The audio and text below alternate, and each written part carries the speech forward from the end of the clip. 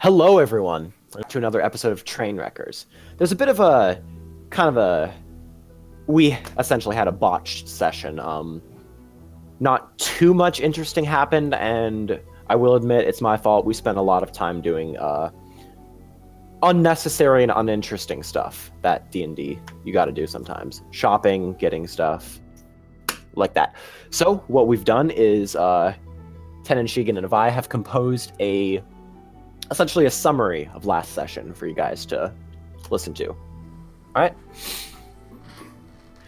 So the party was essentially waiting, because last time they had gotten information from Jovengard, and he had requested to meet them at midnight. The party spent their day doing leisure activities, spending time with compatriots, getting to know each other better. Oven personally, Oven and Illyria actually went to get some reagents from Jovengard actually, and the party reconvened around midnight to where they headed to Jovengard for this meeting. Bandok, if you'd like to take over. All right then. Between the time when I played some children's dice games and the return of Gehrman's wayward manhood, there was an age ill dreamt of. And unto this, Oven and Illyria, destined to wear on everyone's patience of a shopping trip from hell. It is I, their chronicler, who alone can spare thee from their saga. Now let me tell you of the stories from a high adventurer in the name of actually getting something done this century. The party's midnight meeting of Jovengard proved fruitful. The Asmar shopkeep, once an adventurer himself, retired after his party was almost wiped out at the hands of an avatar of Tiamat. That proved he had some life left in him by undoing the transformation placed on Gehrman. He told the party of several things in their time together, but while some of it, such as his tale of the city Taltaska, which has sustained itself upon the continuous butchery of a trapped Tarask, were merely trivia, it was his warnings of a grave threat drew their focus.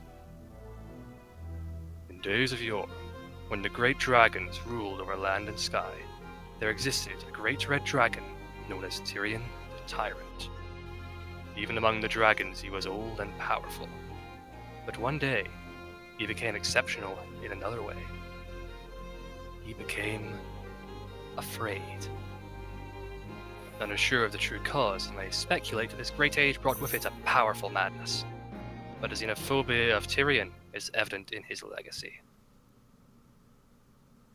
His fear gave rise to a monument which stands to this day, a great structure which eclipses any city built by mortal hands, and though diminished by the march of time, it retains some shreds of glory. The Great Labyrinth. This maze, further across than the warrior could march in a day, has claimed more brave souls than a minor war. Though many have entered, and a diminished number returned, the tales they tell are disparate. None can claim to have found the path to the center, and it is the path to the center which they crave. Because legend tells that, in the heart of the labyrinth, there lies a treasure to match the grandeur of the labyrinth itself. Untouched by the hands of mortal men, guarded jealously by the legacy of the dragon, the horde of Tyrion is believed to await the one whose eyes and feet can carry him to glory. Or at least, so it is said. And now, Jovengard has told us that an avatar of Tiamat is searching the labyrinth with the aim of collecting that hoard. No matter how diminished it may be after so great a time, such a treasure trove could advance their cause by a horrendous degree.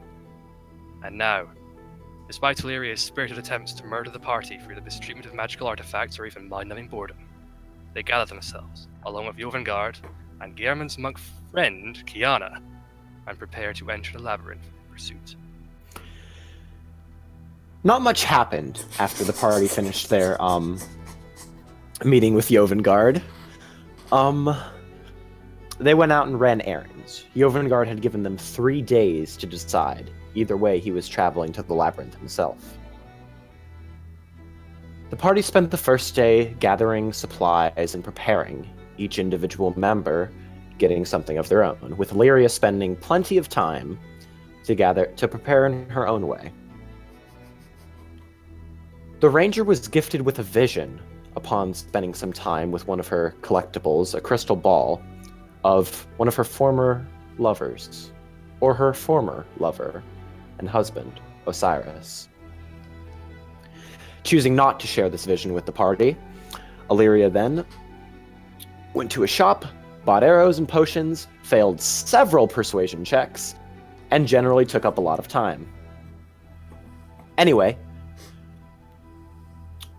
the party agreed to meet with Jovengard upon the day of his departure, along with Kiana, German's monk compatriot. We rejoined the party the morning of the trip, waking up in the Knuckles Nook, gently risen by the sounds of activity coming from the bottom floor. You each wake up in your beds, successfully completing a very nice rest. All of you are prepared, you've gathered your equipment, and you've gotten everything ready. Avin, specifically you wake up, Fwump, your raccoon familiar that you made last session, is asleep, sort of cuddled into your neck as you rest your head on your pillow. Illyria, Devlin, your familiar, has cuddled up on your chest for sleeping. And yes, the day is yours. You are to meet with Jovengard at the edge of town, and he's prepared a carriage for you, for all of you. You have about an hour before you go down. You can choose to have a nice breakfast, go out and get any last-minute things. Yes, the choice is yours. I'm gonna vote against the whole getting last-minute things thing. Just saying. I've actually done that. I made a mistake last session of narrating every single detail of shopping. So, if anyone needs any last things, tell me what you need. I'll give you the price, and you get the item. Okay. We have enough health potions? Yes, we have 8 at least. Just 2 each. All right. Other than that, I can't really think of anything that we might need. Chalk, string, a compass, and if there's one easily available, a means of magically marking something. You could get those items pretty easily, except for the means of magically marking something. You'd have to go to Jovengard, and that would be a bit pricier. So, if you don't want the magical marker, which is going to be sort of difficult to find, the total cost of those materials will be 5 gold. I'm fine with that. For enough of them to last a long time. All right. So mark off the gold, add those to your character sheet, and we're good. So we're just assuming that. Oh, go ahead. So we're just not gonna do the narrative thing for shopping anymore. So if that's the case, unless you're going into a new shop or you're going back to a specific character, we won't do the shopping. For general things like just getting supplies, we're gonna cut the time in half. Okay, so now that 10 has floated the idea that sounds very useful in Labyrinth, what would that cost? For all those materials? For the marking thingy. For the magical marking? Mm-hmm. That would be a rune stone of marking. You can essentially place a magical... You can place up to 1d6 magical marks every day, and those will remain in your mind. And so you can know where certain areas of interest are. It's like putting dots on a map, a mental map. Okay. Mm-hmm. That would be 20 gold, and go ahead and roll a d6 for how many charges you have. All right. It's essentially like you would use the item, and the area you would be sitting on would essentially have a beacon to only your eyes that you can see through walls. You'd be able to find your way back to that spot, no matter where you are.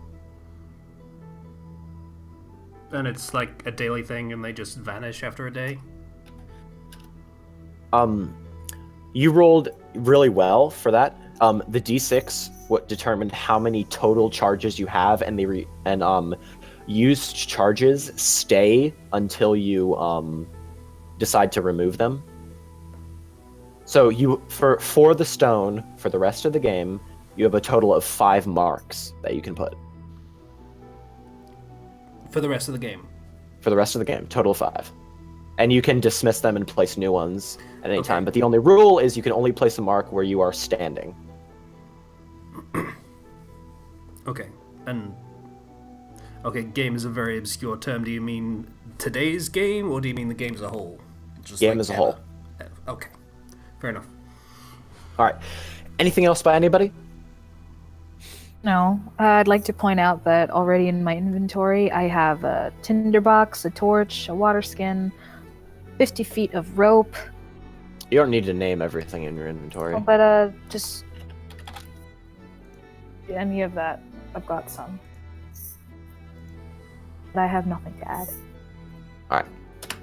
So, as everyone finishes up their errands, Oven and Bandot coming back with their supplies, you guys gather. Gurman, you wake Kiana. You all have a nice breakfast, and you head out to where Jovengard is on the edge of town. Speaking of breakfast, Oh yeah. do we have rations? You guys do have rations, and you should have those on your character sheets. I'm gonna say, how hardcore D&D are we playing? Are we actually tracking food, or? You'll see. Because that's... I don't think I want to see. I think I want to know before we have to actually worry about that. You will be tracking food. Okay. Okay, so In then this case. should we purchase food then? Actually, as you guys head to Jovengard's cart, you can actually see that he's stocked it with some basic supplies: rope, various tools, a whole crate full of rations. How much can I put in my bag of holding? You can put up to 500 pounds of material in that. But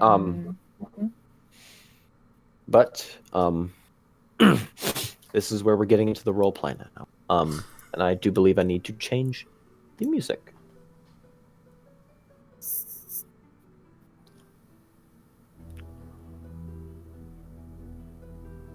I'll do that later. So, you guys approach the cart. Jovengard greets you with a very nice smile. Thank you. Thank you all for coming. Can't tell you how much it means to me that you've decided to help me in this endeavor. He turns towards Kiana. I don't believe I've met you before. Are you with them? Kiana turns back. Course I am, you fucking idiot. And then she just sort of crosses her arms and goes by Gurman's side. Jovengard takes a deep sigh and just...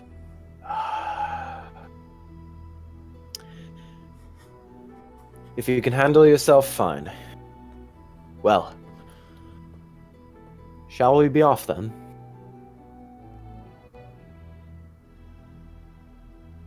Let's. Very well.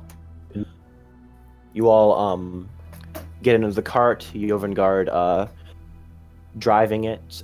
You see your cart's being pulled by a large Clydesdale. He sits at the front of it, grabs the reins, and you all are off. As you travel, hold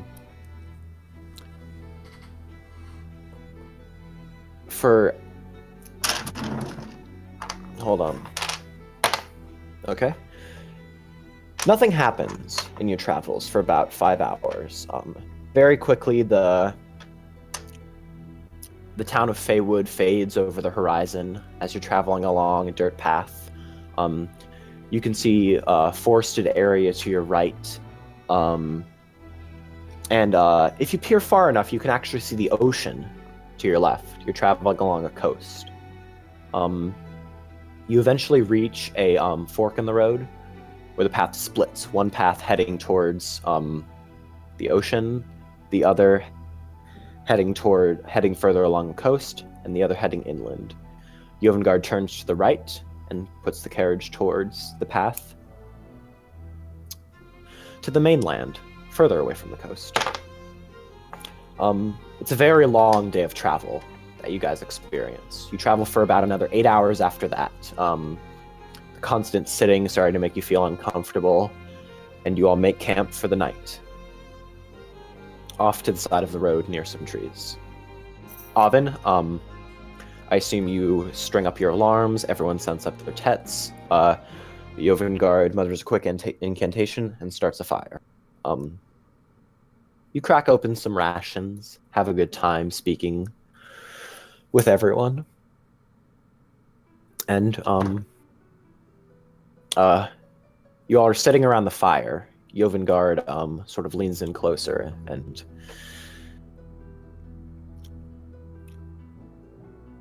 I want to prepare you all for what we may see in there. I've never seen the labyrinth personally. I've only heard about it.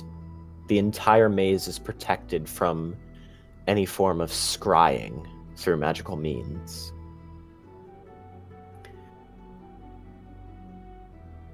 I honestly cannot tell you what I expect to find in that maze, but I will tell you this. My goal is to find the Avatar, dispatch of them, and that is my only goal in this. I appreciate you coming along, but the Avatar is our main goal. Certainly, as part of payment, you may pick up anything you find, but I will warn you, the labyrinth is ancient. There are things in there that are not meant to be disturbed. Do you understand? We have learned Aye. caution. No, we haven't. Some of us have learned caution. Kiana snorts. Gross. Well, if you don't learn it after turning into a woman for you'll never. Alright. As you guys rest for the evening, who's taking first watch? I will. Illyria. Make a perception Can I check. just note, Yeah. Illyria has dark vision. Having her take first watch when there will still be some light seems a disuse of that talent. At the moment?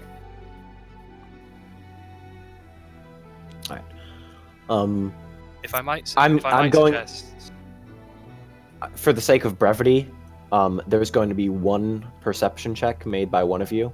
So decide who that is. That's probably Illyria has the best perception, so... No, No? actually, he's got the. No, wait, actually, Illyria is tied with me for best perception, but I do not have no. dark I was vision, looking at persuasion. and I don't have Devlin. That's fair. Probably. Alright. I mean, could we just give it to Devlin? Yeah, sure. Devlin will make the perception check. That might actually be the best choice. Alright. Does he get advantage? He Devlin does. gets advantage on all perception checks. Yup. Damn. Alright. First We roll both was both say make a both perception check because First. he's my familiar. First roll was a 3. Second roll was an 11. He has a +3 to perception, so 14. Illyria, as you're taking your watch, Devlin conveys to you that he has seen some rustling in the woods, about 120 feet from where you guys have made camp. There's some rustling going on in the woods, and that's all he conveys to you. Send thick boy after it. Everyone else is asleep at this point, and you're the only one awake.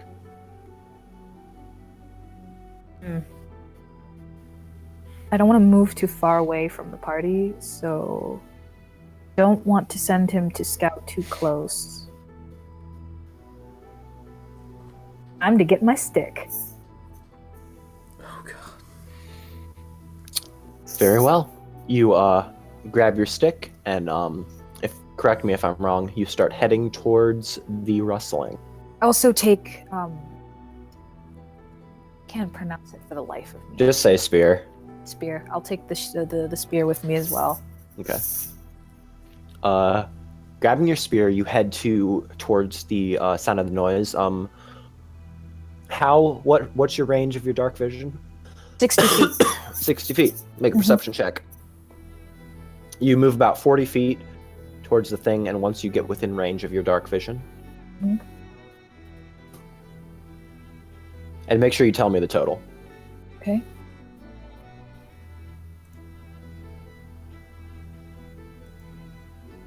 Sorry, hold on.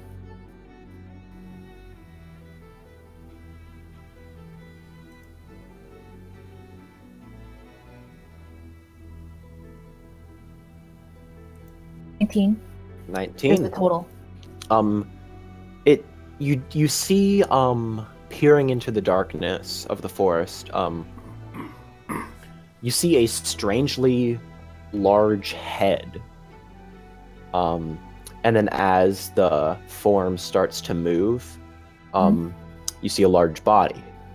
At first you're like, probably a bear, but as inspecting closer, just peering in, not moving closer, you can see instead of fur there are feathers. You have spotted an owl bear making its way through the brush. It hasn't noticed you yet, but it's just there. It's making its way through the brush. It looks like it's heading away from you guys. I'll just leave him be. All right. You head back to camp. The owl bear goes off on his own. And in the morning, all of you wake up, get on the cart after having a quick breakfast provided by Jovengard. You'll head out for another day of travel. As you travel further, I need to change the music because I don't want this on repeat over and over again. All right. So as you guys head further and further inward, the forested area sort of fades away and goes into a rolling hill. As you travel over the hills, you come up to a very large one. Almost like, not quite a mountain, but the biggest hill you could find. It takes you a good 6 hours to actually get to the top of it, but once you get there, you can see a magnificent sight before you. You reckon it's probably maybe another 3 hours of travel down the hill, but looking to where the hill ends and the path rejoins, far off in the distance you can see tall, looming walls of a giant structure. Everyone make a perception check.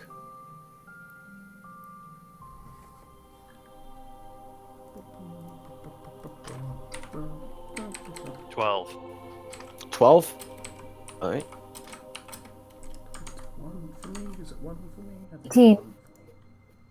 Okay. It's one for me. 10. 10? Alright. 9. Illyria, you managed to spot some specifics about the labyrinth. From what you can see, a lot of it is very tall. The walls, so it's very difficult, even from your high vantage point, to see into the maze. But you do catch the glimpse of an area of the maze that seems to have been taken over by nature. Like, the cold stone walls being lost to ivy. You actually see it poking up over the walls. Moss, ivy. You even see a tree that's somehow managed to grow in the stone surface. But that's all you can see from here, and that is on the very top of the maze. The walls, because you rolled an 18, you can tell that they've got to be thousands of feet high, or they've got to be I'd say hundreds of meters high rather than thousands of feet. Big, very big. All right. Another 3 hours pass as you guys head down the mountain and head towards the labyrinth. It's getting to be about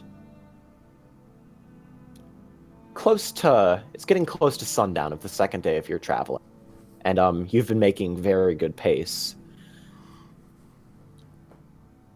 So, you set up camp about a mile away from the labyrinth. Setting up as you usually do. I believe it's time for a music change. Subtle. I'm sorry. It's alright. Don't worry about it. Yeah. So, as you guys are setting camp, is there to do?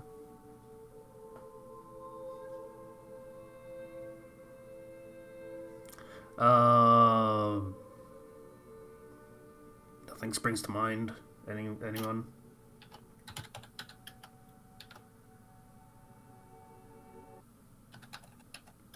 All right. Not really.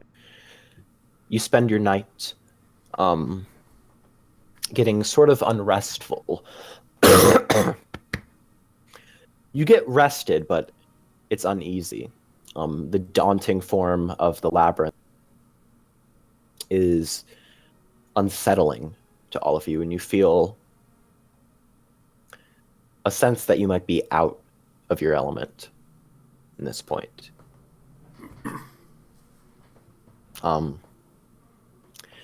In the morning, all of you wake up,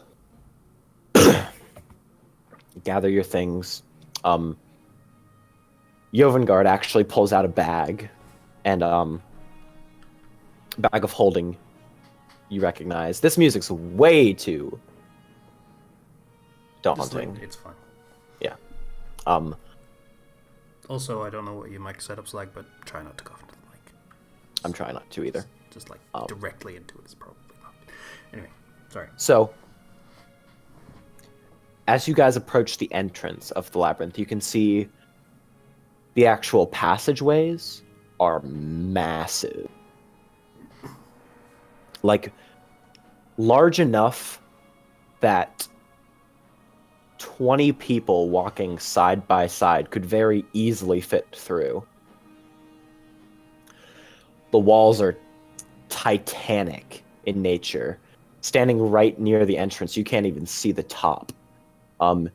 It's all carved out of sort of a gray stone, and it looks ancient. It is far older than any of you can properly comprehend.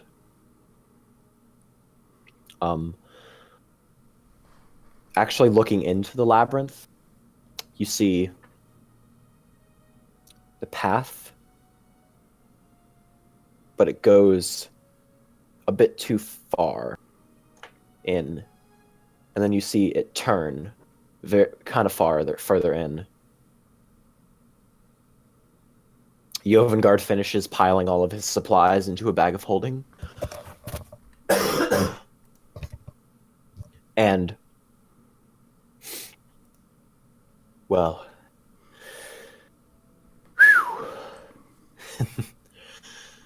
it's bigger than I expected. Certainly. I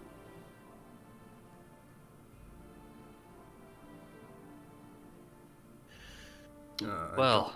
I don't know whether you're actually going to say something or if you just got cut off there, Zan. I Well, Okay. there goes Plan A.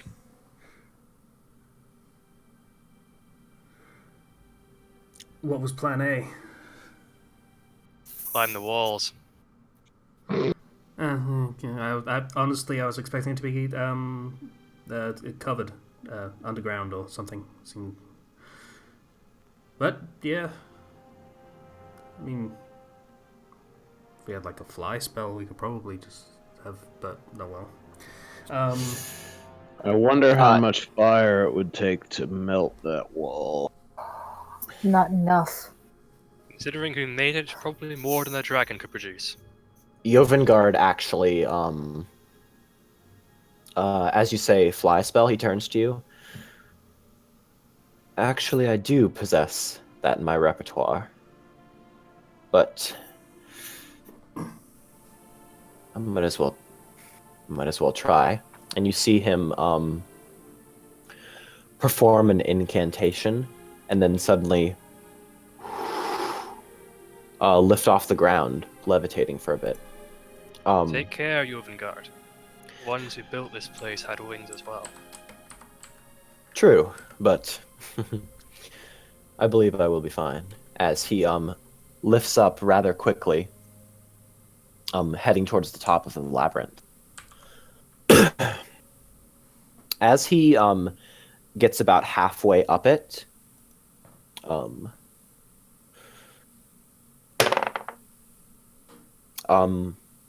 you see him falter for a bit, like hold his head, but it fades. He maintains concentration as he starts to fly up further, starting to near the top of the wall now.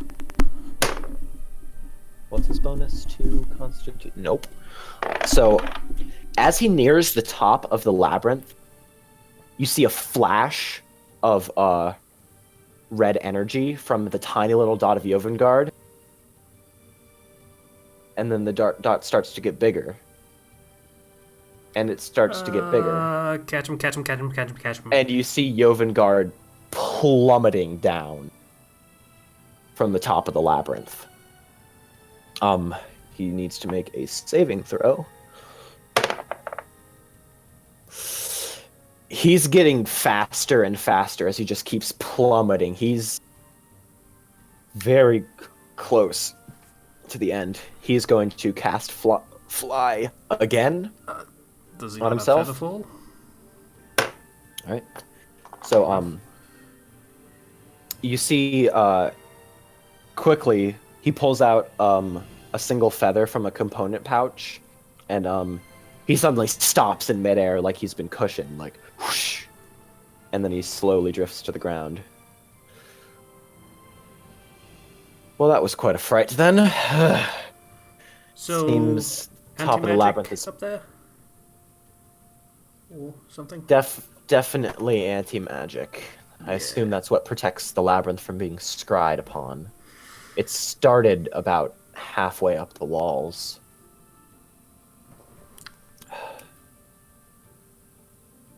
Worth a try. Certainly worth it. It could have made our journey a lot easier. I'm sure we're not the first ones who thought of it, though. Well, the dragon certainly thought of it when he made the enchantment. As Bandok says, we're not the first ones able to fly that came here. So, Yeah. Well, No time to present. And Jovengard is going to start heading into the labyrinth. maybe we should plan first rather than just running in like the. He stops, turns around. Certainly. Oh god, he's a lemming NPC. Okay, all right. He's not. Well, maybe. So this is the entrance. We should, it's probably a good idea to have a way to get back here. Um, it's a labyrinth though, so that means lots of twisty turny stuff. So I would assume that's what the chalk is for. I did come prepared, friend Alvin. yeah, uh, the in hindsight, the marking thing as the way it works is probably the one that I have. I mean, is probably not going to be that useful because of the twisty turny stuff.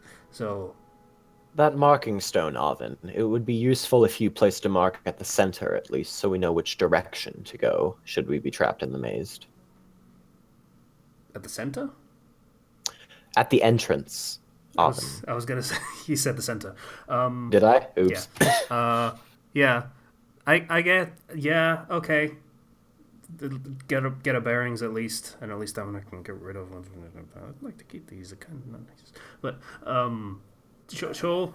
And I drop one literally within the doorway of the entrance. All right.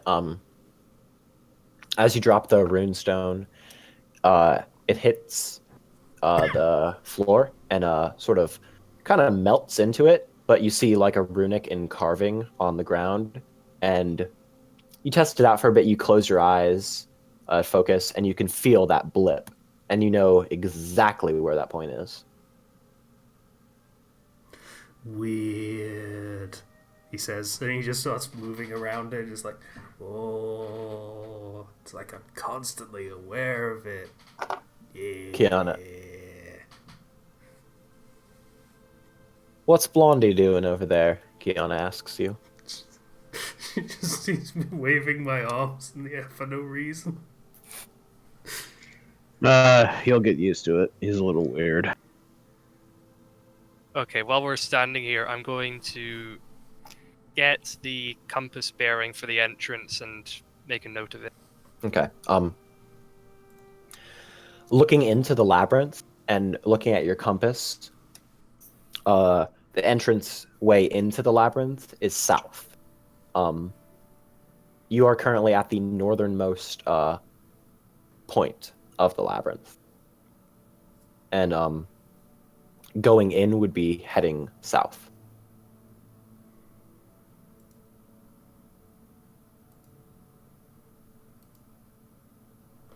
All right. Oh, and it's just doing peekaboo with the runestone now. Love your character. Okay, so any other ideas, thoughts?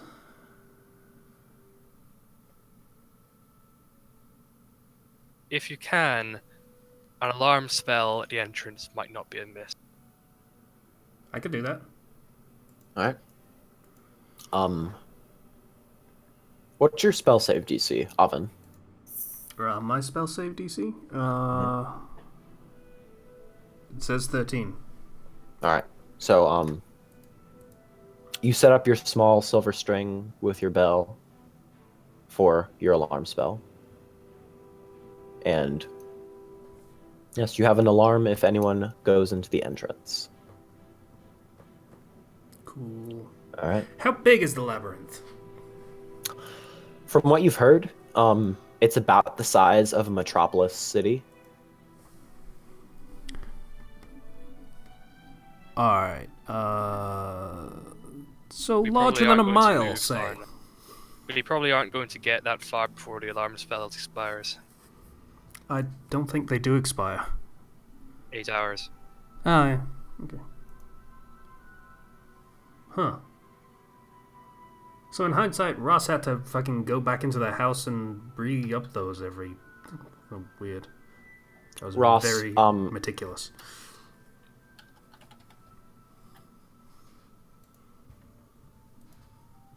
Ah, great.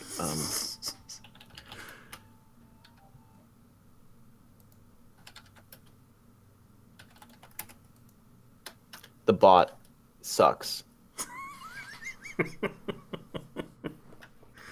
Don't worry too much about it. All right. So, any other preparations any of you would like to do before entering?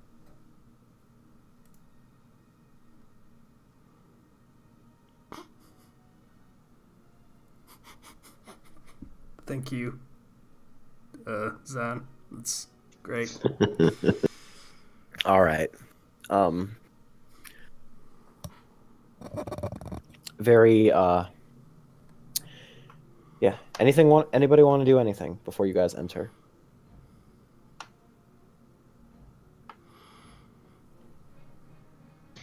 Nothing comes to mind. No, I feel got we- nothing. All right. Your party gathers together. You've been preparing for this for a while. As you guys walk into the labyrinth. As you walk in, and the looming walls sort of surround you as you go deeper and deeper into the labyrinth. So far, it's just straight passage right now. I perhaps should say that we are definitely leaving behind a trail of string and marking the right-hand walls with chalk as we pass. All right, we'll make a note of that. It's also going to be dark as balls in here because if the walls are hundreds of meters high, that means we're going to get like 5 minutes of daylight, if that. There's a strong shadow cast in the labyrinth. Oven, can you make a Arcana check for me? German, you can do this as well because you are a sorcerer. Okay. 20?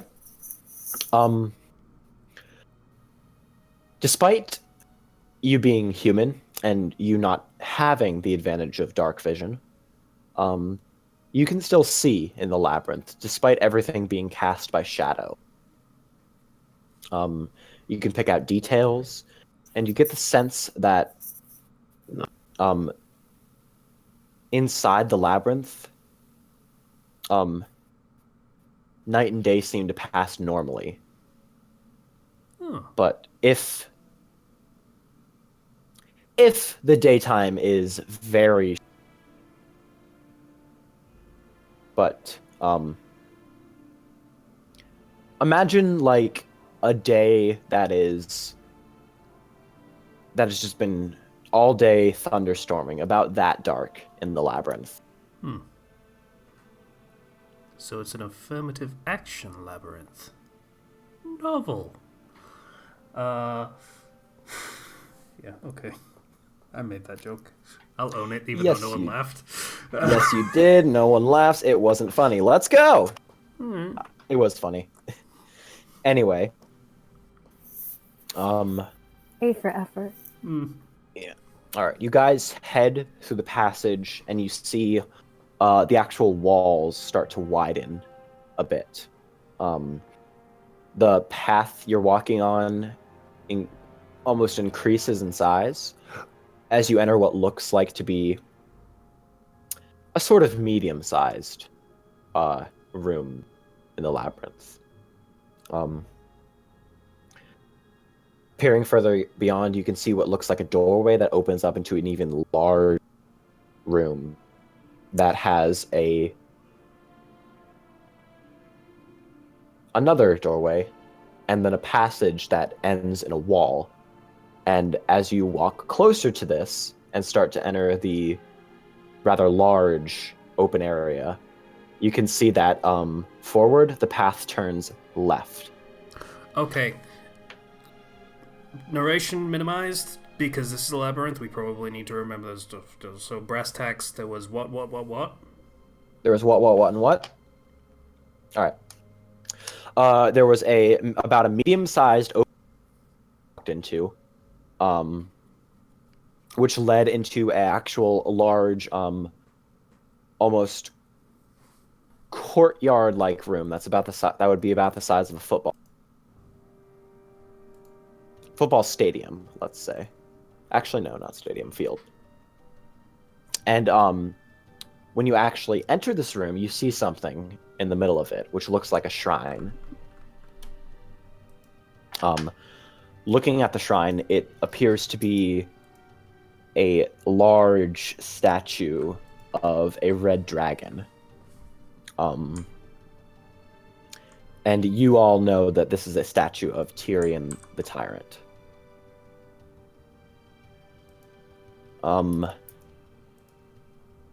Yeah. I'm making a map, by the way. This is going south. Yes, that's heading south, the current path you're on. So we're going south. There is a room with a shrine in it. Cool. Hmm. I'm making a map right now. Gotcha. Okay. So, sorry about that. And coming out of it, there was a path going left. Yes. Cool. Anything you guys would like to do in this room?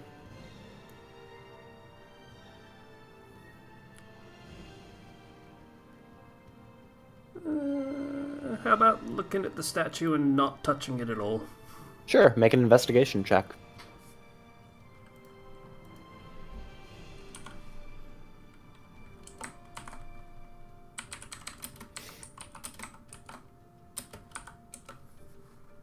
$24. Wow. Very easily you could get up close to the statue, not touching it, and you see it's a very, very detailed statue of a red dragon. The craftsmanship is astounding. It's almost legendary. At the base of the statue, the dragon is sitting on what appears to be a pedestal.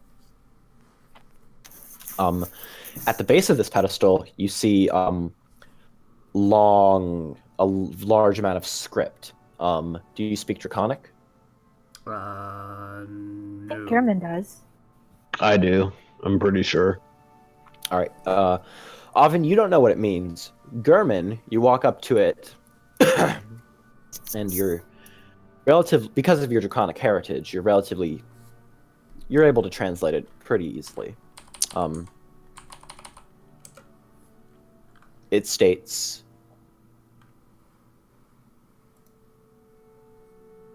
a dragon's hoard is not given. It is earned throughout our lifetime. Like the beating heart of humans, a dragon's hoard is his own heart. Should that hoard be damaged in any way, nothing will save you from their wrath.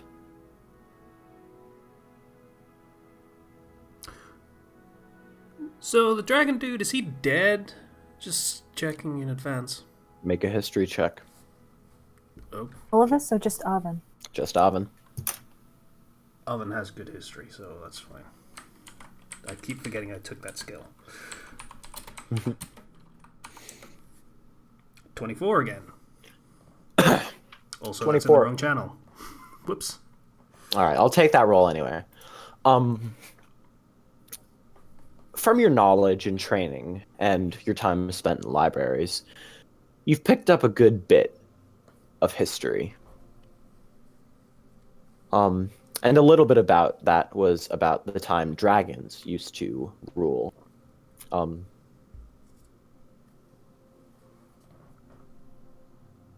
what you know, ancient dragons tend to live hundreds of years. There's a reason they're called ancient. And some consider dragons to be immortal unless they are killed, which you know is false. Dragons can die of old age. And from what you can remember from all of your readings, that this labyrinth is thousands upon thousands of years old since its construction. And not even a red dragon could last that long. Unless there was some powerful force keeping it alive, time would eventually have killed it. Okay. Alright.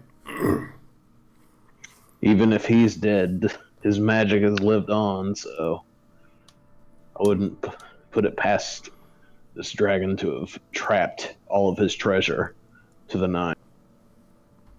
Oh, yeah. Follow-up question about the outside, DM. The outside was the entrance the northmost point? This is just for me drawing the map, so I know whether I fucked up. Yes. It was the northmost point. Okay. Mm-hmm. Of the labyrinth is what I mean. Yes. Yeah. It was one of the corners that you entered in. Okay.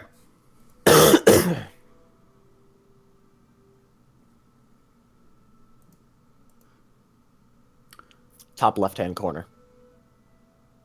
All right. Yeah, that's what the statue says. Everyone go ahead and make a perception check for me. Alrighty.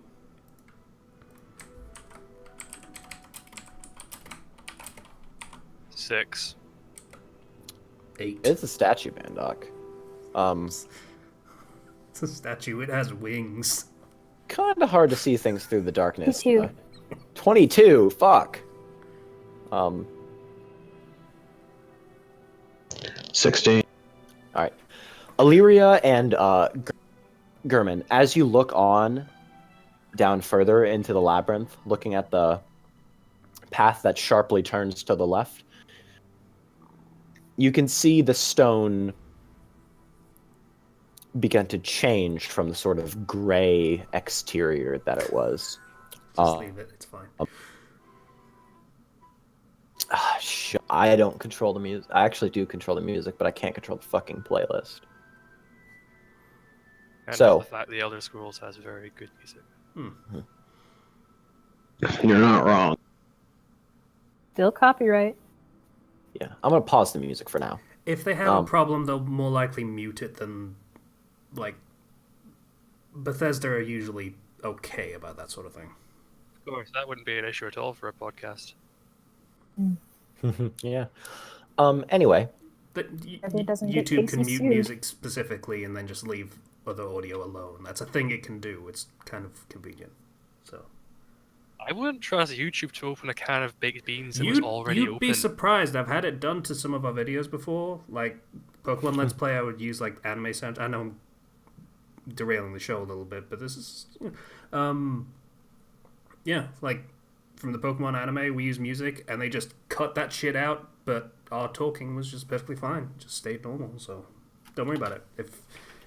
If that's something they want to do, they can do it, and we'll probably be fine. I've seen plenty of videos that use soundtracks from TV shows Famous and the last like. word. Should Alright be then, fine. let's put it out of our minds for now. all right. Everyone. Okay. Back to what Illyria and Gurman see. You can see that the stone passageway slowly transfers into a marble pathway at the end of the wall, and then peeking from where you are right now, you can see that there are some carvings on the far wall and more that lead down the passage that cuts to the left. Say again. Sorry. There are carvings on What the sort of carvings? You'll have to get closer to examine them. Okay. But there are carvings on the marble portion of the wall. I would advise everyone not to touch. Checking for traps. Yeah. All right, make an investigation check. There's I can things check on the to see wall. if they're That's usually magic. a good sign. You should Eh, check. That would be me or Admin. That would be Oven because he asked. I'd like to check and see if they're magic. Make an Arcana check. No traps. No traps at all. That's a 1. No traps. We're all good. Oven, actually, as you step up to the carving, yeah, there's no traps. And then you trip on a rock and head first right into the wall. It hurts. You don't take any damage, but it hurts. Your nose No one might saw be that. slight. Your nose might be slightly to the left. All right, Gurman with an 11. The wall is not magical. As far as you can tell, the carvings were done by hand. And as you look up along the wall, you can see the carvings stop after about 60 or so feet. But still, I don't want to assume, but do you guys start heading down the left passage now? Are there any other directions? And I didn't. Currently, there are no other directions. Okay. So. Let's advance. Yeah. All right. This can't go bad. As you guys advance deeper into the labyrinth, all the walls around you can see are now marble. Looking at the carvings, everyone make an investigation check as I describe them. The carvings are all dragon themed. Just hundreds of different beautifully carved images of the red dragon of Tyrion. With those rolls, all of you guys, 19 for Oven, a 15 for Bandok, and a 17 for Gurman. Well, you do the thing. Yeah. Hold on. And this is an investigation check. Yep.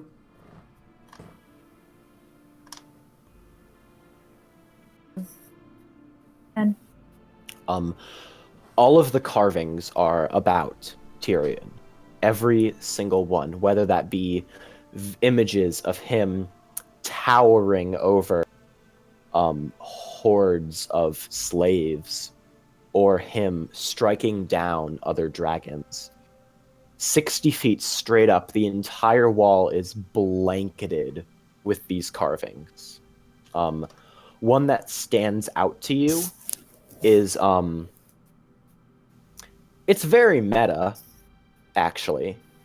It's a carving of a bunch of what you can assume to be slaves or subservients to Tyrion, actually carving into a wall. And you can assume that the labyrinth itself may have been constructed by Tyrion, but the dragon forced hundreds upon hundreds of people into slavery to construct the rest of it. Is anyone else finding it super dragon-like to just make a monument to his making a monument? This feels more like a dwarf fortress, actually. You know dragons. Dragons, and especially red dragons, it's well known they are the most narcissistic of beings. They believe themselves to be above everything else in creation, save their patron Tiamat. Yo, dog, I heard you like worshipping me, so I built a monument to my monument so you could worship my monument to worshipping my monument. And you made the joke I hoped you... Yup. And that one gets a laugh, thanks. Okay. Alright, I see how it is. Fucking memes all up in this? Alright. Always. No It's the taste meme for labyrinth, humor, you I caught me. swear. Don't let your memes be dreams. Alright. Glad to know no one liked my dwarf fortress joke. I feel your pain, dude. Alright.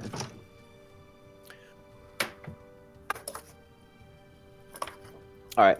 As you guys pass through this entranceway, you see the labyrinth open up into a massive room, easily 3 times the size of the previous one you were in.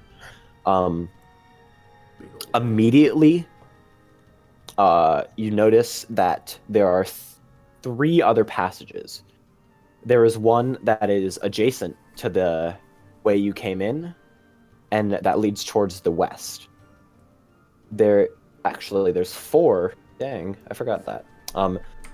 There's essentially a path that leads in each cardinal direction from this room. Okay, well, we know north probably isn't the right way because that pretty much turns back on the entrance almost.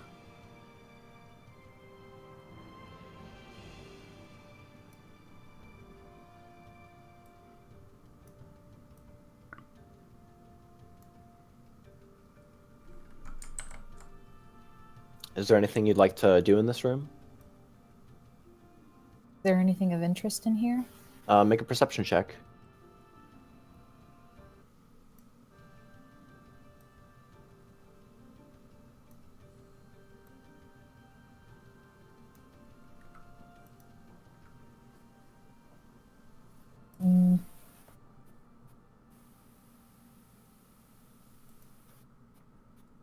Seven. 7? You actually do notice something. Between the passage you came from in and the passage that leads to the west, you actually see some graffiti on the wall of the pristine marble surface. It's faded, and it's probably been there for Few millennia. not a few millennia. I'd say maybe a decade or so.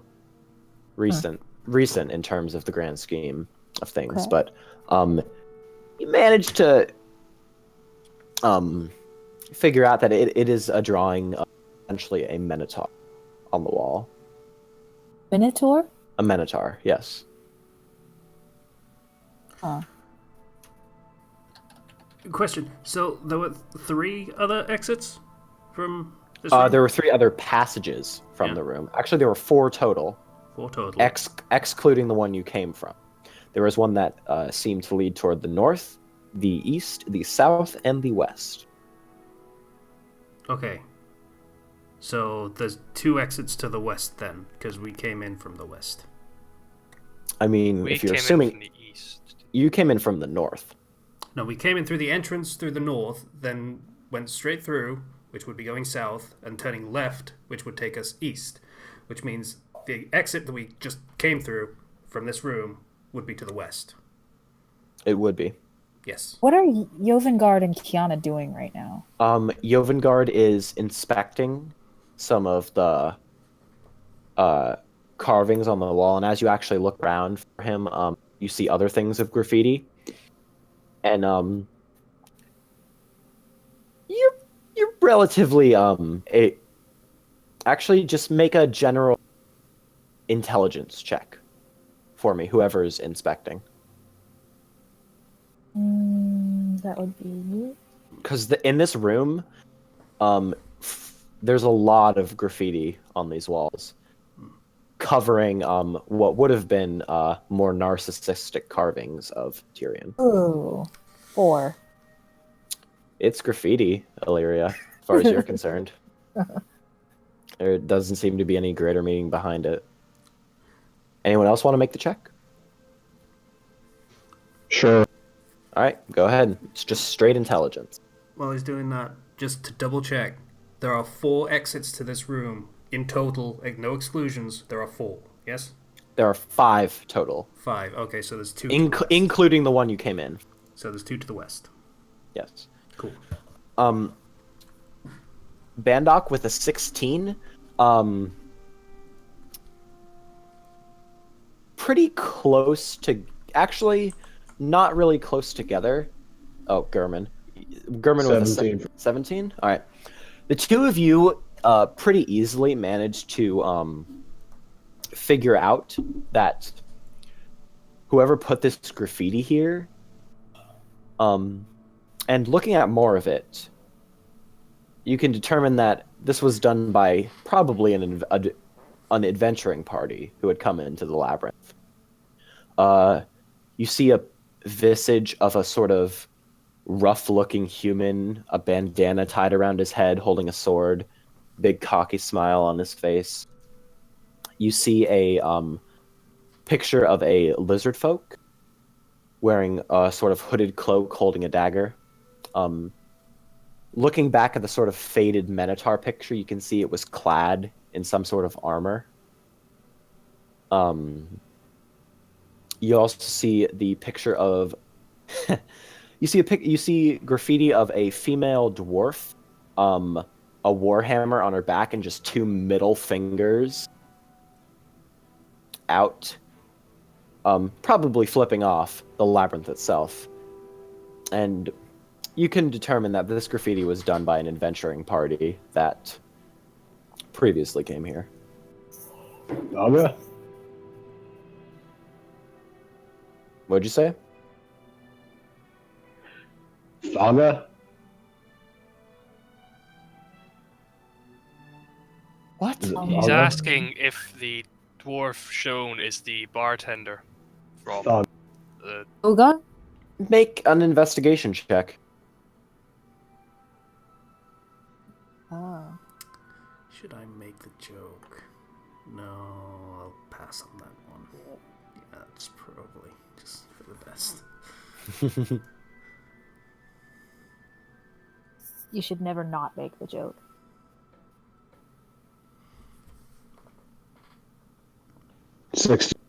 16? It's not. Yeah, surprisingly, not all female dwarfs look exactly alike, and they're all the same dwarf, nor do they You know just each other. went for it anyway, Yep. didn't you? Yep. I mean, it was right there. Hashtag I not all couldn't- dwarfs. Yeah. Hashtag not Good job, all dwarfs. Oven. All right.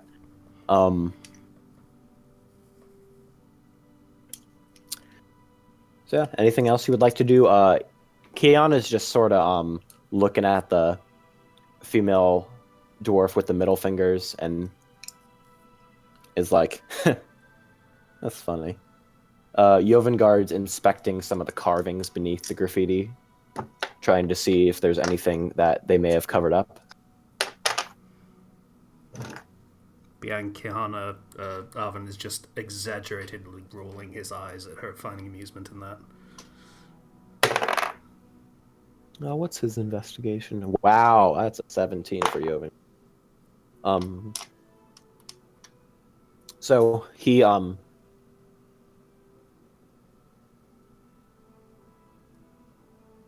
comes back to you guys and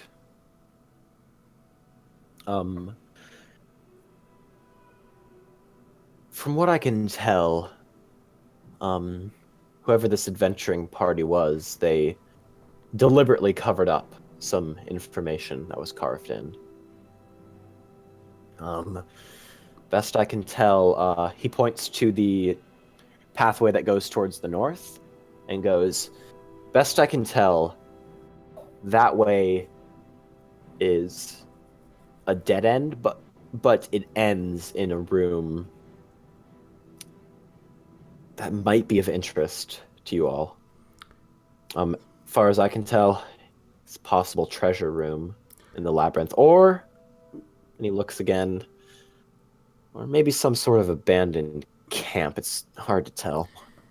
Could be literally anything. Could even be a boat. We don't really know. The question remains, is it worth going in there when we know it's the wrong way and there might be traps or something? That depends. He rolled low. I honestly could not tell you which way is the right way at this point. Though, if we were to head east, we may get closer to the center. All right. For now, entering the room, the other passage on the west side where we entered from, is that to the left or the right as we entered? Based on the direction you're facing as you entered, that would be to your right. and then on the same wall of the entrance you guys came in, there's the entrance that goes west. Yeah. So technically that would go a little deeper into the labyrinth, but it's a labyrinth. It's not going to be that easy. Yeah, we have literally no idea which way could possibly lead us in the right direction without foreknowledge. You're welcome to go up to the various different doorways and do a perception check to maybe try to figure it out. Alright, well, before we move away from the doorway too far, I'm gonna specifically write entrance this way and draw a big arrow pointing to the right path for Alright. finding our way. Easily enough. Big arrow in chalk. You actually got some different colored chalk, so you drew a giant black arrow and entrance on the white marble. It's very obvious. I'm just waiting for a labyrinth like David Bowie scene where something pops up and rotates there. Yeah. Yeah. And I'm Magical having labyrinth. flashbacks to that movie, which gave me fucking nightmares. That movie was awesome. It was. If the avatar of Tiamat isn't David Bowie, I'm going to be disappointed. You realize you're just asking for him to be Yoshikage Kira. You're really asking. Even better. No, not even better.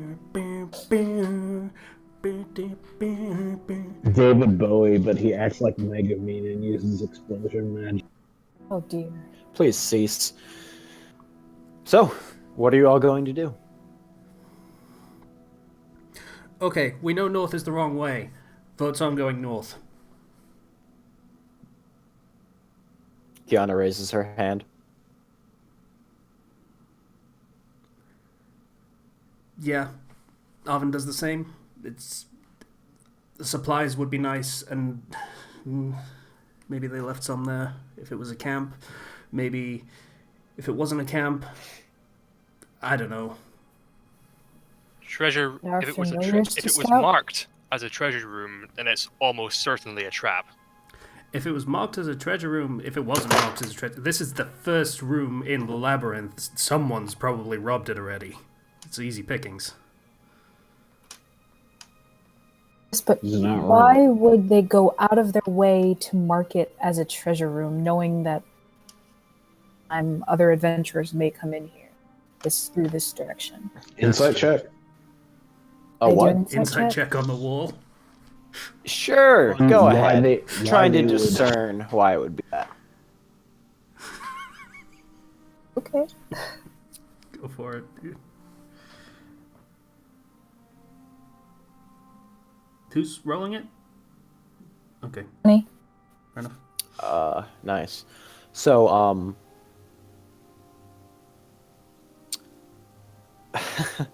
with a 20 total, you can sort of figure out and what you know about dragons. This The was wall's either body language. and the wall's body language, yes. This was either a room that was used to house. You're not in the room, but you can sort of glean that it was either a place where the dragon stored food, or where something was stored, or it was a means to lead possible looters to an. So basically, we learned absolutely nothing. We learned that it's basically a useless room. I'm pretty sure what was cut off at the end was it leads looters to an early grave. Right? Yes, that was Yeah. it. And you tried to insight check a wall. I'm Try to insight check the carving I'm in going the to take wall. my arm down. I am no longer voting for going north. Okay. I vote we proceed towards the way we know isn't wrong. There are three ways we know aren't well. Three ways we don't know aren't wrong is technically more accurate. But is that Well- west, south, or east?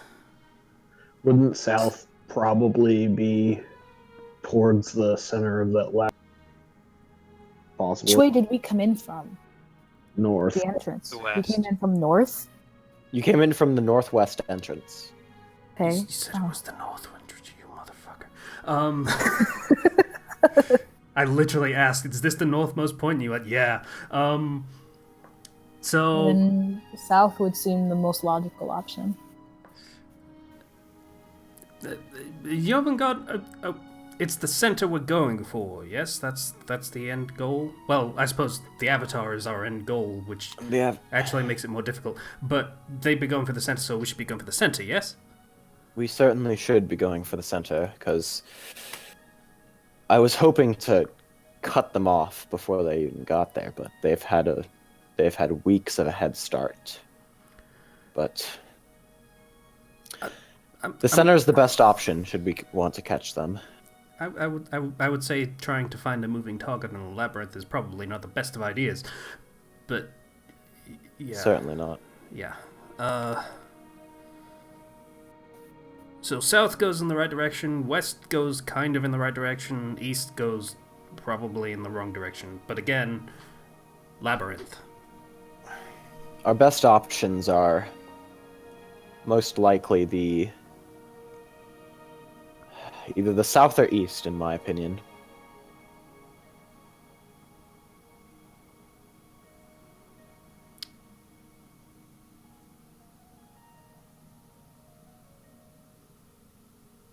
By all means, tell me the direction you wish to go.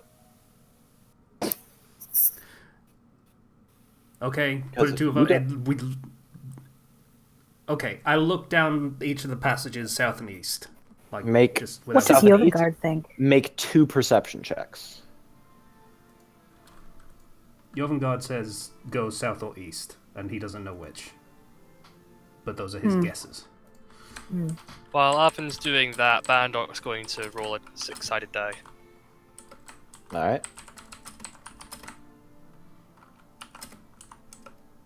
Can I have 14 Devlin and 4. sort of investigate both entrance to the passageways that we're choosing between? Like, Oven first, then Devlin. All right. Okay. Oven, you looked down the east passage, peering about as far in as you can without actually going in. You can see that pretty far down, the path splits off diagonally in 2 different ways. Okay, that was the path east. Yes, and that's about all you can tell. Looking at the south passage, you see it's rather short of a passage, and it opens up into a larger room. Okay. So there's another room to the south, and then there's 2 different choices to the east.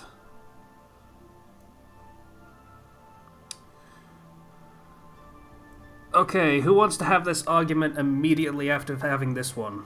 Because that's what's going to happen if we go east.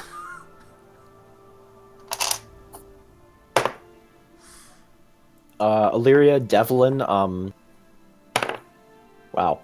Devlin rolls higher than all of you. So, for the passage to the east, you get about the same sense that Oven did. It's a passage that leads down into 2 splitting paths. what about the other one? The other one, you get the vision that it's a large open triangle shaped from at least what you can see, and there are traces of activity, I'll say, in the room. Well, You find traces of activity. Ow. You'd need to get close and investigate. Okay. To rephrase, Anyone do you willing mean to things go? are moving in there, or do you mean there is stuff in there? I mean, there is stuff that is not ancient in there. There is Okay. stuff that it seems to be rather new on the floor. something that shouldn't be there in the natural labyrinth. But you need to get closer to investigate and figure out what that was. Right, is that the route to the north? That is the room to the south. Oh, okay. Well, could say that it's a dead end, but there's something in there. It just leads to a room. Okay, I vote south. Just for the sake of experience, it was just- Jovengard also votes south. Kiana changes her vote to south. I concur. All right, Alright. then I suppose that there's nothing left to do but go south. Agreed. All right. I vote we proceed cautiously, however. All right. Everyone make a stealth check, since you're proceeding cautiously. Bandok, Oh, make it boy. with disadvantage.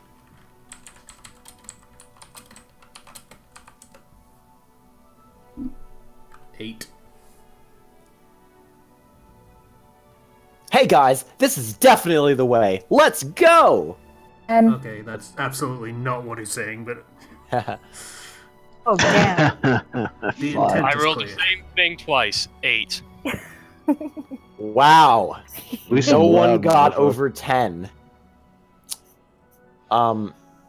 Clank, clank. I'll roll. Fuck it. I'll roll for Kiana and Yo. Oh.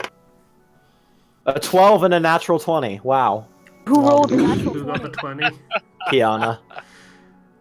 So basically, she's being super professional and just slinking away down the hallway, and we just go. Yeah, essentially. Gurman, you actually feel a smack at the back of your head as she just beams you with her fist. You don't take any damage, but will you lot shut the bloody hell up?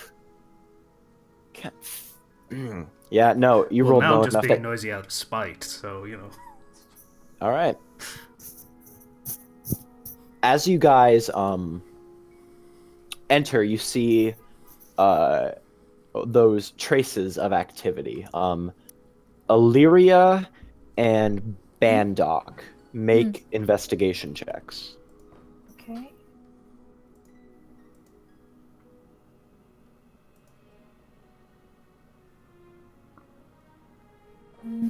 My investigation plus 2. 16. 16? Okay. Actually looking down at the ground, this sign of activity seems to be fur on the ground, and it's not old because the hair would have withered away by this point. This is fresh, recent.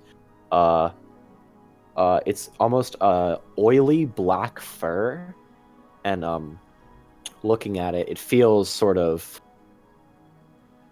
just kind of almost slimy between your hands. It's sort of weird, but it's fur. It's like strands of hair. Can I look at the surrounding walls around us? Because I have a feeling that whatever is here is probably still here.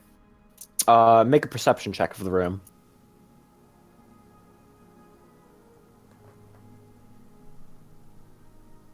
Can we all do that? Yeah. Everyone do that and tell me your totals.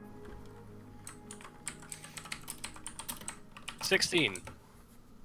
7. 10. And Alright. Gurman, Illyria, and Oven, you don't really see much. The room's pretty large, and it's kind of hard to peer into the darkness, and it exceeds your dark vision a little bit, Illyria. can I light a torch? You light a torch. Do I have to make another perception check since I lit a torch? No. What was your stealth roll, Illyria? I think it was 10. Alright. Yeah, it was. Yeah, it was 10. Okay. So, Bandok, you actually see two shapes further into this room. They're large, but quadrupedal shapes. And give me a second. What was your perception roll? 16. 16. Excuse me. This is some sort of beast that's sort of stalking through, and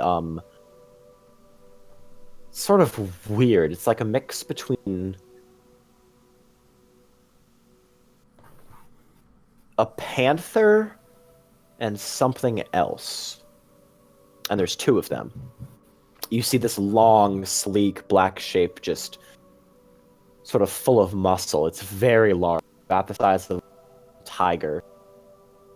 And where there should be a long black tail, there are 3 long black tails on each of these shapes. They're very long, nearly 10 feet long each. And they're sort of Kitties. they're swaying recently, and you see at the end of it there's spikes on each of the 3 of their tails. Oh. These are displacer beasts that are wandering around. Oh boy.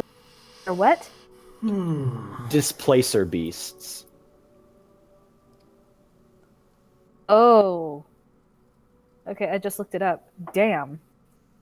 Don't look up the monster, I am. I Well, because you know its stats and weaknesses that you're not Yeah. supposed to. just wanted to know what it looked like. Okay, then you Okay, see. yeah. I'll post a reference image. Yeah, just don't look up stat blocks, basically. Just, yeah. Wasn't planning to. I just wanted to know what it looked like. okay. Bandok reaches out, grabs the torch around the head to put it out, and then starts very slowly gesturing everyone to start moving back. Reference photos. There we go.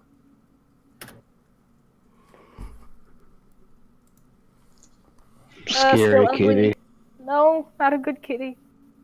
I don't want Angry Um, kitty. it. Back away.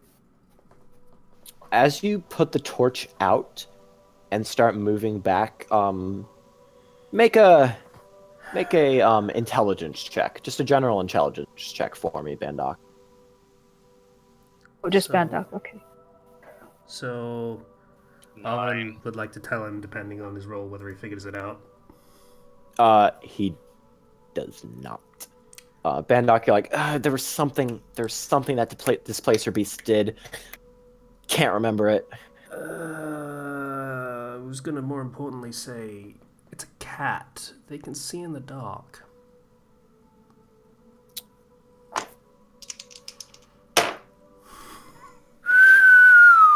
Can't all cats see in the dark, though? All right. As you guys are backing up, everyone make a perception check for me.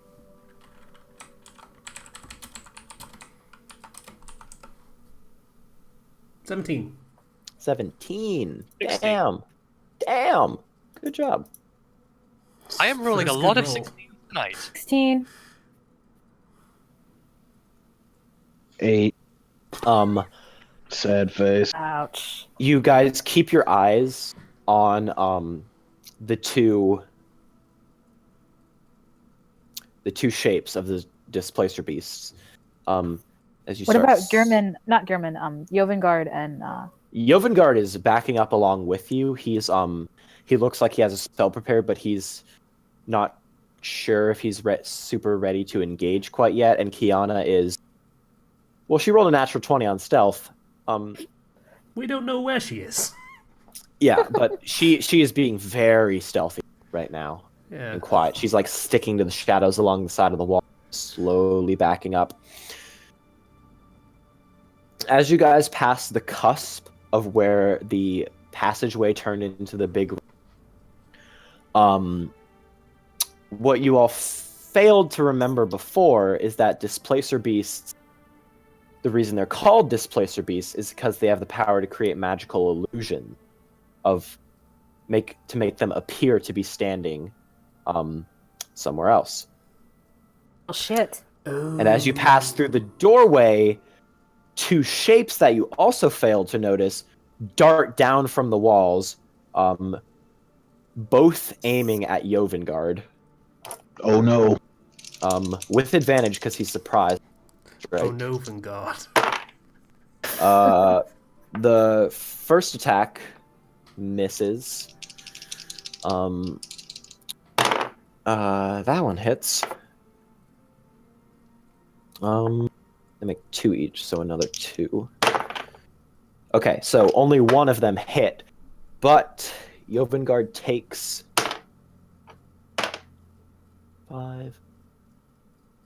9 points of piercing damage as one of the tentacles just sinks into his shoulder as the displacer beast hits the ground behind him, and he lets out a of pain. Who's the closest person to him right now? And the other one misses. Currently, the closest person is Kiana, and at this point, roll initiative. Alrighty.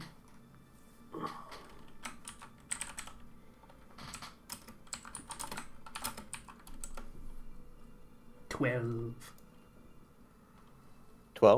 12? 4. Oof.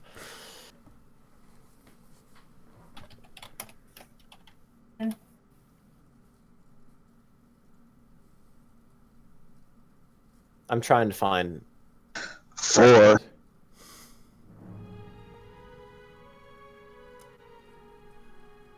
Alright. I'm sorry. I'm just doing music stuff. Bandok and German rolled equal, both 4. Alright. I need to roll for Kiana, Jovengard, and the displacer. Jovengard rolled a 13. Kiana, 11. 13 and 11. Alright. Anyone 25 to 20? Nope. 20 to 15 for your initiative. No? Oh. 15 to 10. 12. 12 and 10. So, Oven, Lyria. You rolled 10. Kiana. You might want to cut this part out. I'm just doing music. And Jovengard got 13. So Oven, what'd you roll? 12. Alright. So...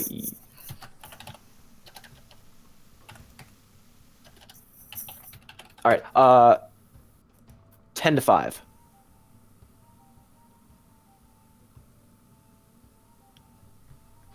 What? 5 to 1? Hi. Hello. Okay, both of you are just gonna go simultaneously. Alright, displacer beasts. Why does everyone have shit and Jesus Christ? So Everybody that's- is surprised by everything.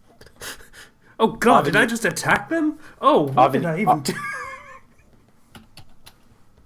They are horrified by the fact that they attacked somebody and got shocked by it.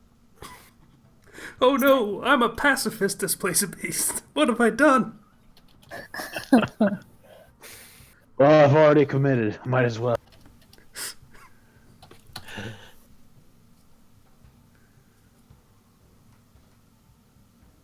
All right. That's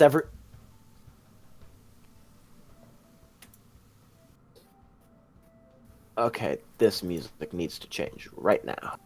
Oh wait, no, it doesn't. Never mind. Anyway. Oh god damn it! It queued up a whole thing. It's fine, it's fine. Don't worry about it. Game. Okay, sorry. I Maybe can't. next time, just like load everything beforehand. There we go. All right. So, start of the initiative. Oven, Jovengard rolled the highest. Yep.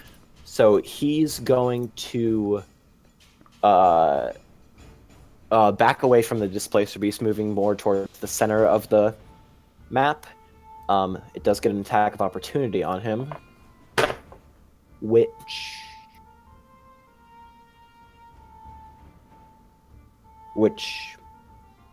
hits. So he takes another 11 points of piercing damage as another tentacle sinks into his gut. Ooh. So that was a total of 22, I believe. 20. Took 20. 9 on the first one. Yeah. All right. And he's going to point at the displacer beast that attacked him and cast Eldritch Blast as 2 beams of force just out of his hands. Both miss as the Displacer Beast leaps up, dodging the two, and then reattaches itself to the wall. It is its turn now, and it's going to drop down from the wall right on Kiana, making attacks. 17 and a 22 to hit. Wait, it knows where Kiana is? Wasn't she stealth? It's gonna make a perception check then. It fails. Actually, what's its perception? Yeah, nope, it failed. So it's just gonna charge back at Jovengard. It's two attacks, which both hit. So he takes 4, 7, 13, 8. Another 21 points of piercing damage as both tentacles actually grab him by the sides and lift him up into the air as the beast is just snarling at him.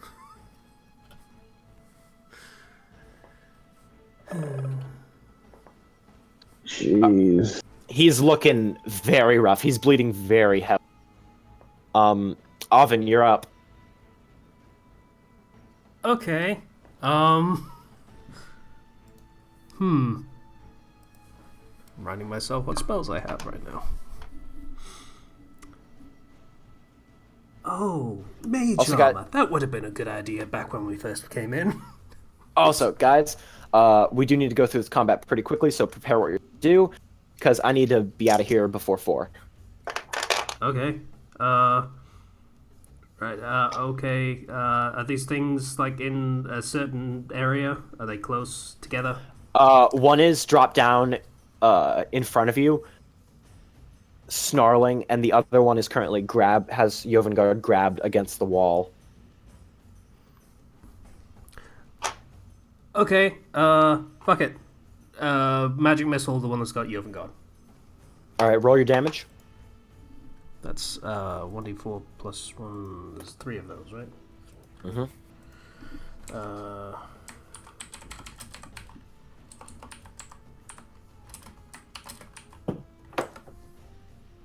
13. 13 damage.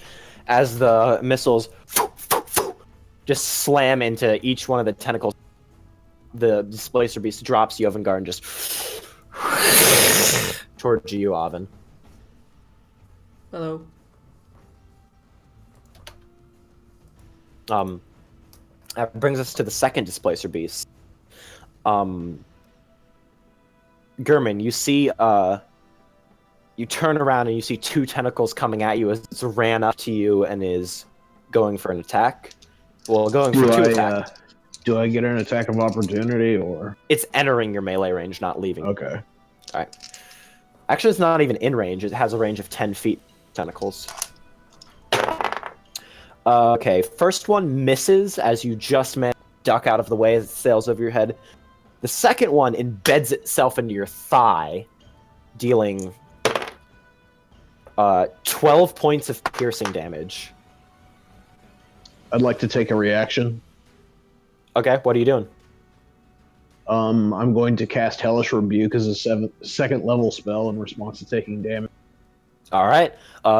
What's the save it has to make on that? 13. 13. Alright. Is it a dex save? Yeah. Yes, okay. Fails its saving throw with an 11. Go ahead and roll damage.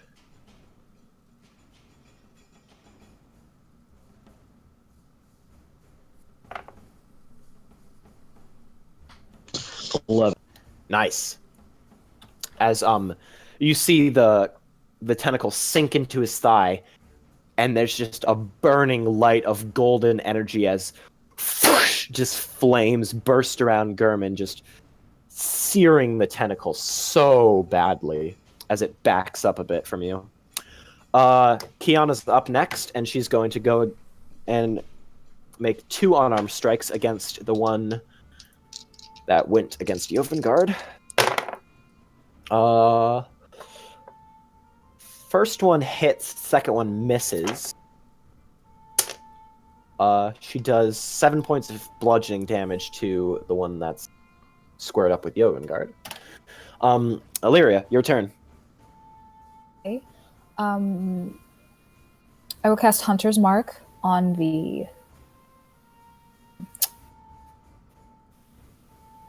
the Displacer Beast. Yeah, Which one? number one, the first one. Okay. So you cast your Hunter's Mark, and it's right there in your mind's eye, and you have your target. Okay. I knock an arrow and shoot it. All right. Roll to hit.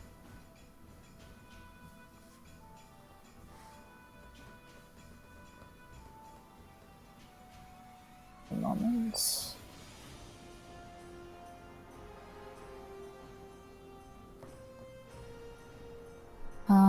Here it is.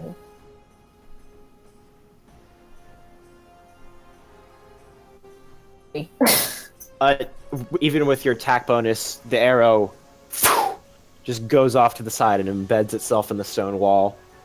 Bandok and Gurman, it's you guys' turn.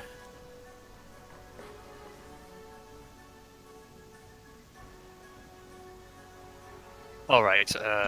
All right. Bandok is going to move over to Jovengard and get him beneath the cover of his shield. All right, you step in front of Jovengard, pointing your shield forward at the Displacer Beast. Bandok is going to cast Chaos Bolt at the nearer Holy nearer shit! of the I two. didn't know I Cast do fucking Chaos Warlock Bolt. levels. That's awesome. How'd he get those? Gurman, sorry. Gurman, you're casting Chaos Bolt at which one? The one that's currently attacking me. Roll to hit.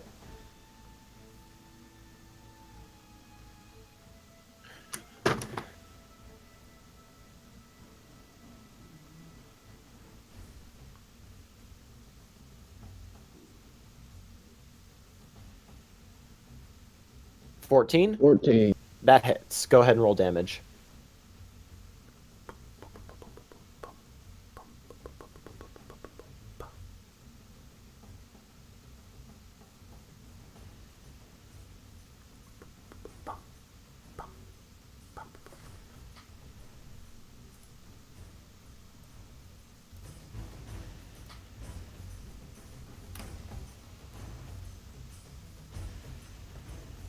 How much damage did you do? He's still rolling it. Oh, yeah.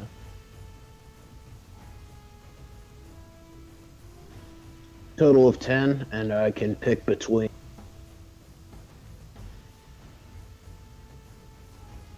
You can pick between. Acid and lightning. Alright. I'll All pick right, acid. So the chaotic bolt of energy blasts out of your hand, taking a green hue before splattering against the Displacer Beast.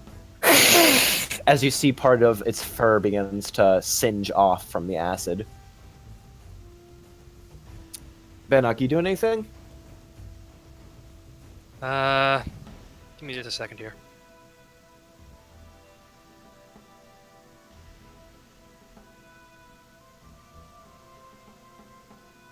Right, I'm going to drop 10 of my Cure Wounds on Jovengard. Lay on hands. Lay on hands, even, yeah. So, the whole divine energy coalesces in your hands as you reach down and just press against his chest, and the surge of healing energy goes through him as some of his wounds begin to close. He takes a deep breath and goes, "Thank you, friend."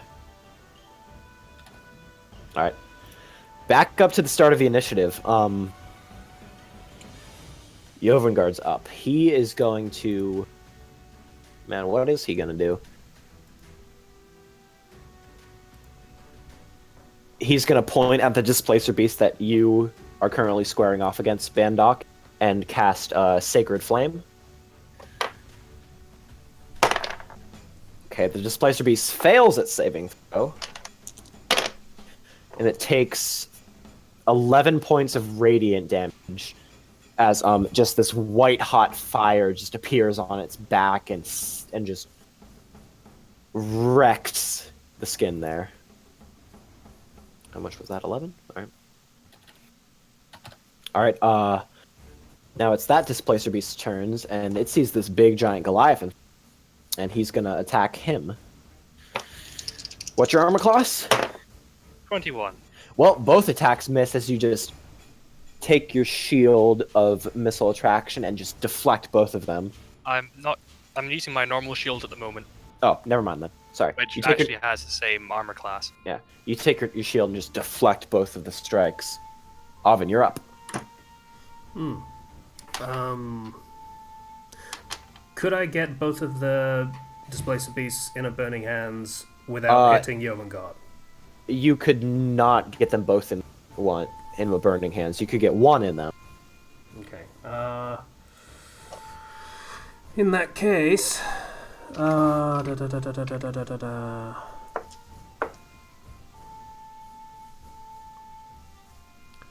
right. Whichever one I can get with Burning Hands without hitting Jovengard specifically. If I hit someone else, it's fine. All right. With your movement, you can get around to a point you just hit the. Sorry? You can get to the point where you're against the one that's going against Kiana, Bandok, and Jovengard. But you can hit it without hitting anyone. Okay. All right. So what's the saving throw it's got to make? It's a Dex 13. All right. Go ahead and roll your damage. Fails its save. 3d6? 3d6.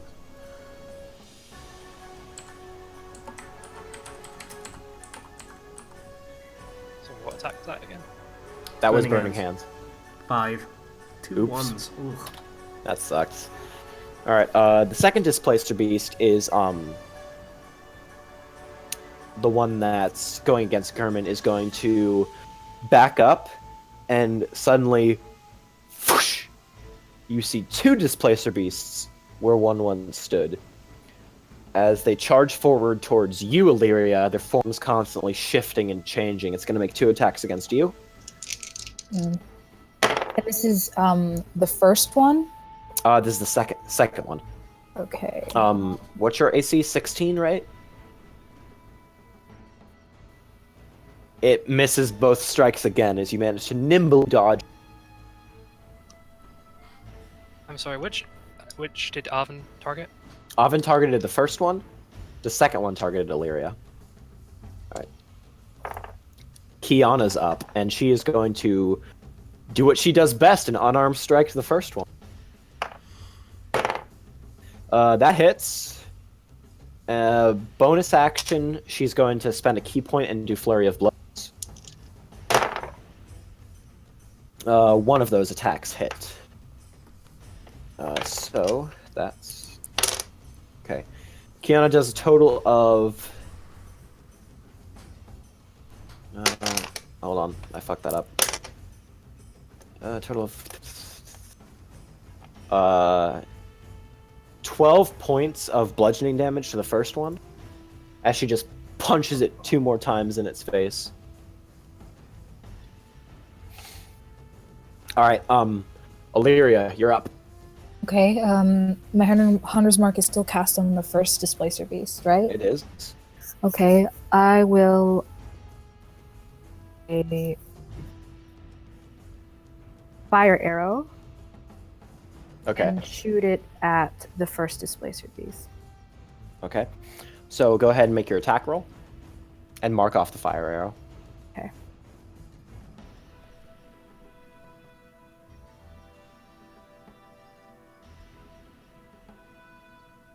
Wow. 4. No. You actually draw the arrow, release it, and the displacer beast that's currently engaged with you flaps it out of the air with one of its tentacles, and the fire just goes poosh against the floor. Oh, it sucks that you're having bad attack rolls, but that was badass. Fucking All right. Bandok and Gurman, you guys are up.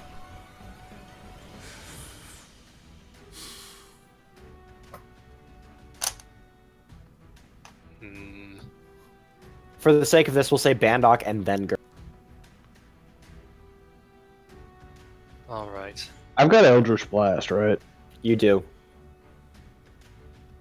And you would Okay. be able to recognize that Joven. Eldritch. The one that's directly in front of me. What kind of distance? What's the distance? It's within 5 feet of you. Actually, no, it's 10 feet away from. Because that's the range of its tentacles, and it's sort of backed up against the wall. Okay, in that case, I am going to charge it. All right. Go ahead and make your attack roll.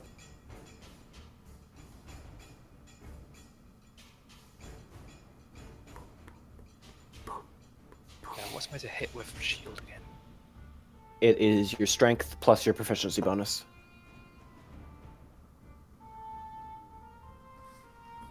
Okay, so that's a +4 together. 8. As you charge toward the displacer beast, it actually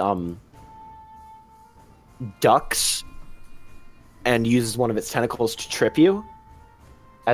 But you don't fall. You just slam your shield into the wall, and it slinks out from behind you. All right, Gurman, you're up. Eldritch Blast on the one that's near Joven. All right, make your attack roll. 15, that hits. Roll damage.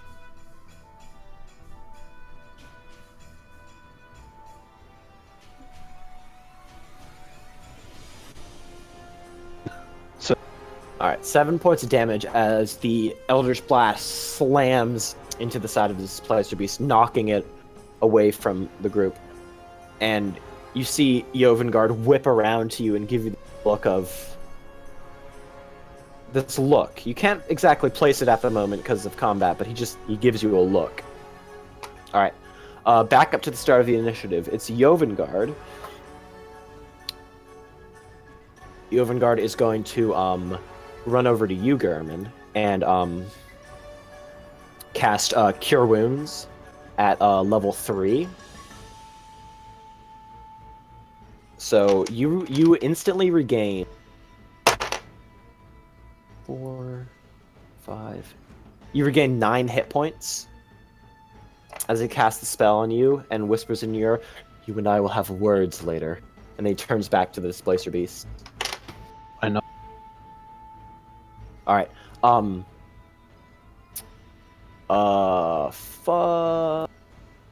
Displacer beast. All right. So the one that's squared up with you, Bandok, is going to make one attack against you. It's Kiana. Misses Kiana, but hits you with a 23, dealing 12 points of piercing damage. As the tentacle manages to find a chink in your armor and get a good long spine right into your torso. All right, Oven, you're up. This is a lot of spells I'm using. All right. Okay. At this point, I almost wish I had something that was a bit more small scale and second level, but oh well. Okay. So I'll use. That's still too far. Oh, the other displacer beast. That's like split in two, right? Well, Yes, not split it in is. two, but there's two of them. Yeah, there's two. There's two. The second one has done its trademarked ability and split into 2 illusions. Yeah. Can I use Burning Hands on the 2 of those? Certainly, it's just gonna make the saving throw as normal. It has to be 13, right? Yep. Dex 13.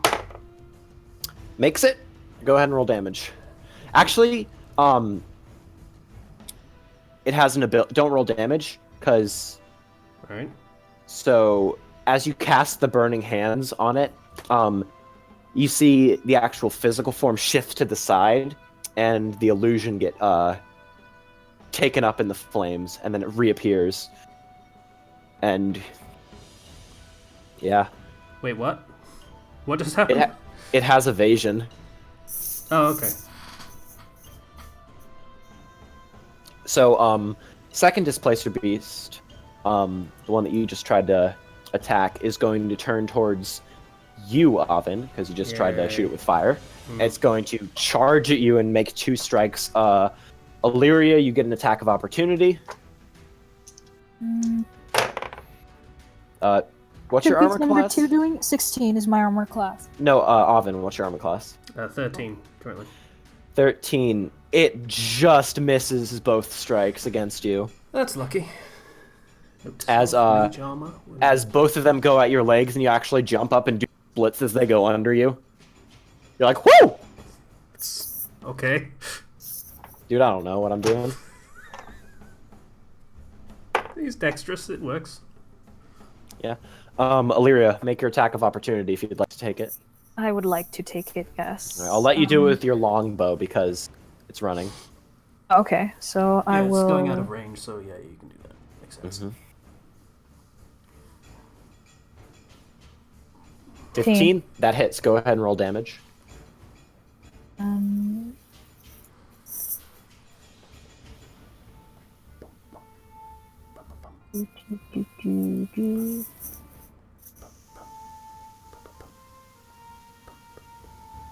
11. Nice. As the arrow sinks into its back, which actually distracts it from attacking. 11 damage. All right. So this is my normal attack now. That was an attack of opportunity. That was an attack of opportunity. It's Kiana's. She's just gonna keep squaring up with the first one, making 2 unarmed strikes, which both hit. And she's gonna use a bonus action. Actually, no, she didn't decide to do that first. So that Displacer Beast takes 10 points of bludgeoning damage as she just cracks it right in the jaw, knock a few teeth out. Illyria, you're up. The one that I shot before, the one that ran away, which one was that? That would be the first one.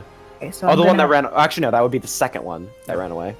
Okay, so I'm gonna aim at that one again. Which one is Hunter's Mark cast on? Hunter's Mark is cast on the first one. That's currently fighting Bandok, Jovengard, and Kiana. Okay, I will aim at the first one. Okay. Make your attack roll. With another... Actually, no fire arrows. Just a normal arrow. Alright.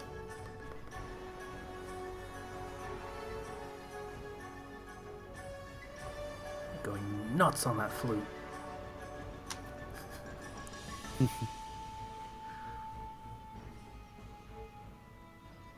$19. 19. Bandok, what's your armor class? He's not using 21, missile I'm not attraction using the thing. field of distraction. Which actually doesn't matter, because it's the shield that attracts things. It placed a curse on you.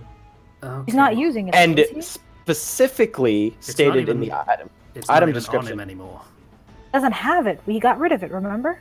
We didn't even Didn't get rid of it. It's in the bag of it's in the holding. bag of holding. Shield of missile attraction. The shield is well- cursed. Attuning to it curses you and curses you. Removing the shield fails to end the curse on you.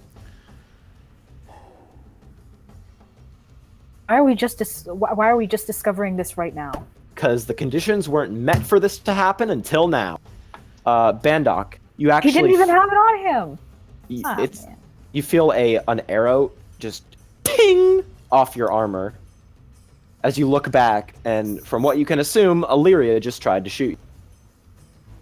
Is it becoming a most distressing habit, friend Illyria? I wasn't aiming for you. I was aiming for that beast. All right. Ooh, nice. All right, Illyria, that ends your turn unless you'd like to do anything else. And Bandok, you're up.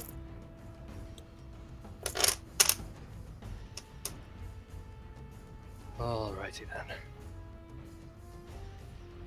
Does the beast still have its tail in me, or is that... No, it sort of just went in and then it retracted it. Alright.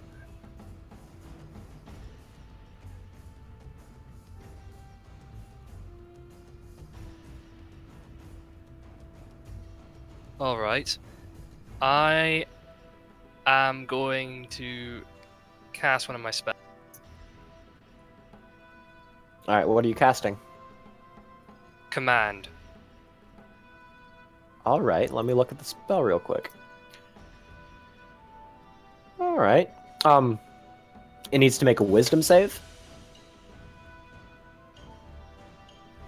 Right? Yep. DC of 12. Where's the stat? I like this spell, by the way. It's a cool spell. It just failed the save. What are you? It got a 10 plus 1. What are you commanding? Sit. All right. That will go into effect on its next turn. All right. So, Gurman, it's your turn, and then after this round, we're gonna have to cut it off because I have a place to be at 4. All right, I'm gonna repeat my previous action, but on the second displacer beast.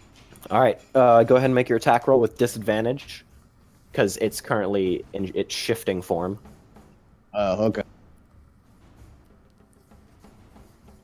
Well, there we go. It's a crit fail. No need to roll again. As you aim it at the displacer beast, you Well, it wasn't Chaos Bolt, it was Eldritch Blast. you gather your eldritch energy that Dagon has given you, and you fire it. But it doesn't come out of your palm; it comes out of your thumb, and just Oh dear. phew, off to the side. Actually, not hitting anyone. And Thank fuck. yeah. All right. So, we will return next week with the party finishing this last fight. This fight against the Displacer Beasts. Terribly sorry that we have to cut it in the middle of a session. I have to go. Thank you all, and good night. Cool. See you, Ness. And he's fucking gone. Okay. All right. You got somewhere to be today. Oh well. All right. Well, good working with you all. Okay. Let's hope we don't all get murdered. I'm sure we'll be fine. And in future, I will remember the rule that I set myself going in. Remember to look up. There's no roof in this labyrinth. There isn't. No. As has There's been still shown, up. it doesn't matter. There is plenty of up, even without a roof. True. That's very true. Okay. Is it just me, or did these cats fight like xenomorphs? But with I a don't loop. think it's just you. Seriously though, when it just knocked out the arrow out of the air, that was pretty cool. Yeah. I'll bet you did think that. It was pretty cool. Was. Die! Frustrating. Okay, I should probably cut the recording, so I'm going to do that. Bye, everybody. Yeah. Bye-bye. Good night.